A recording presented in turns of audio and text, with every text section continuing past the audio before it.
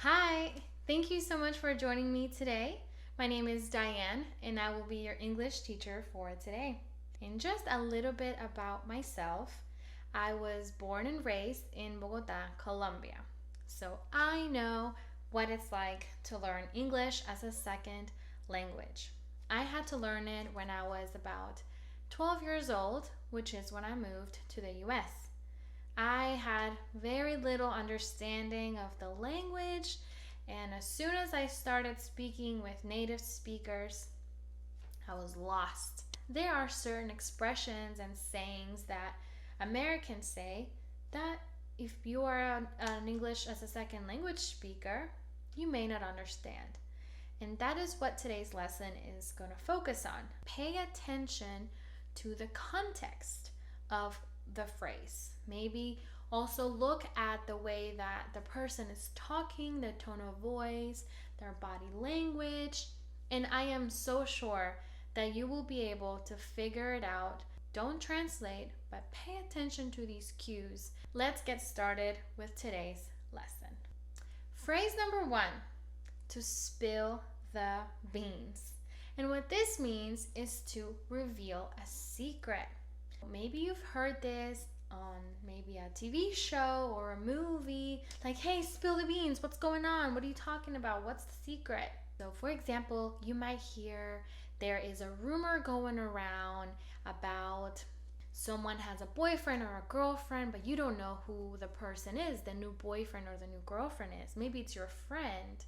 So you want to ask your friend who this person is. So you might say, please tell me, spill the beans, who is your new boyfriend or girlfriend? You might hear it a lot in a playful way on TV or movies. Phrase number 2, that hit the spot. So when you're talking about eating something or drinking something that tastes really, really good in that moment, you might say, after you take the first bite or the first sip, you might say, oh my God, that hit the spot. Just means that in that moment you wanted something to eat or something to drink so bad that whatever it is that you drank or ate tasted really, really good, and it hit that spot, maybe that spot of hunger and thirst, and that's how you would use that phrase. Phrase number 3, to be hooked on something. And what that means is that maybe you really, really, really like something that you just cannot get enough of. For example, you might hear people at work talking about a new TV show that everyone really likes. And you might hear someone say, I am hooked on this TV show. But you can also use it in the context of hobbies. For me, I love traveling.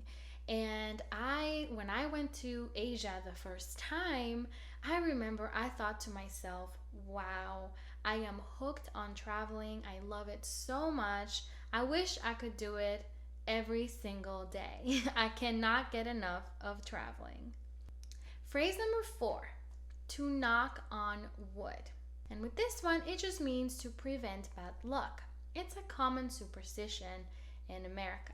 And you might hear someone or you yourself, you're driving down the road and you go, oh my God, I hope it doesn't rain, knock on wood, or I hope I don't get a flat tire, knock on wood. That's how you would use this phrase, is to prevent or avoid bad luck.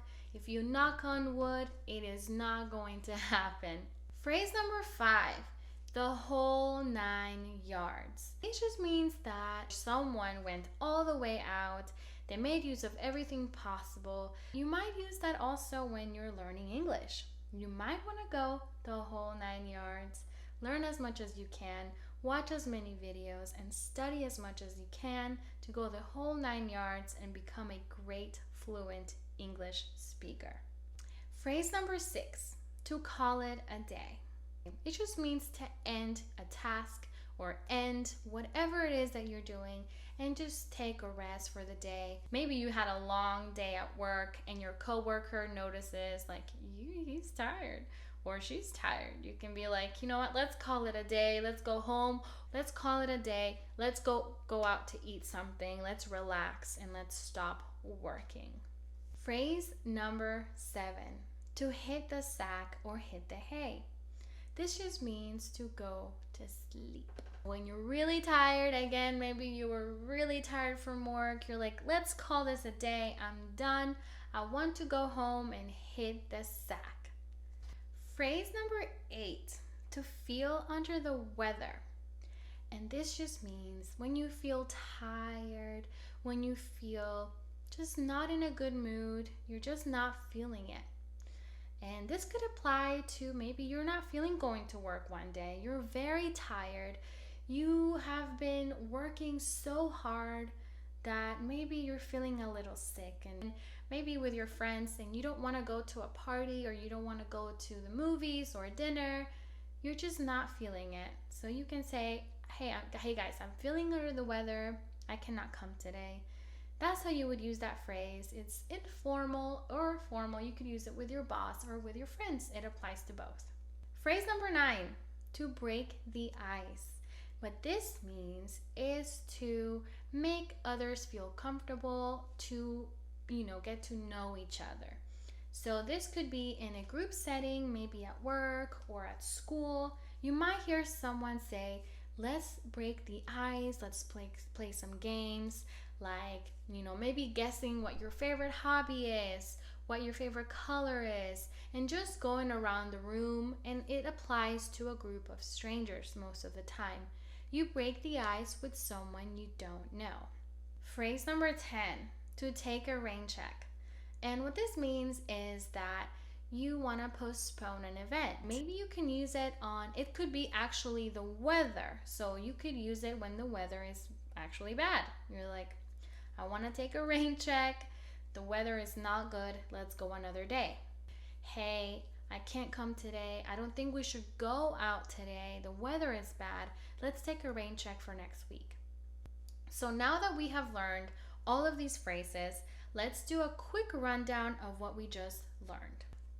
Phrase number 1, to spill the beans, to reveal a secret. Phrase number 2, that hit the spot.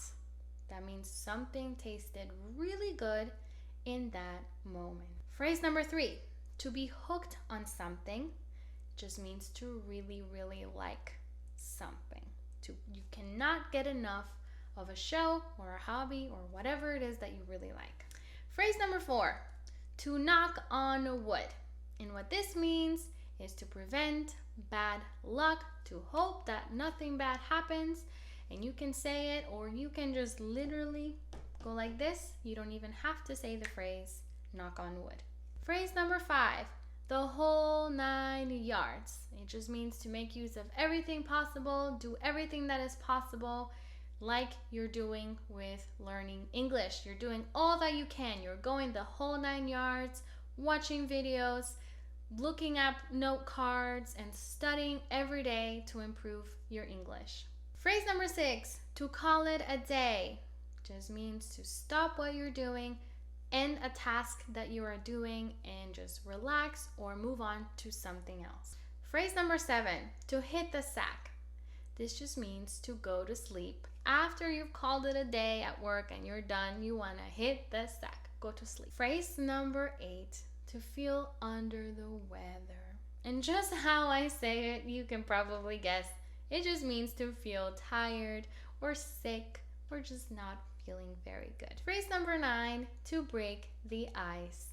It means to get to know someone by doing an activity or maybe doing something that will make the tension in the room disappear, by making everyone feel comfortable or making the other person that you don't know comfortable, or vice versa. And phrase number 10, to take a rain check, means to postpone an event.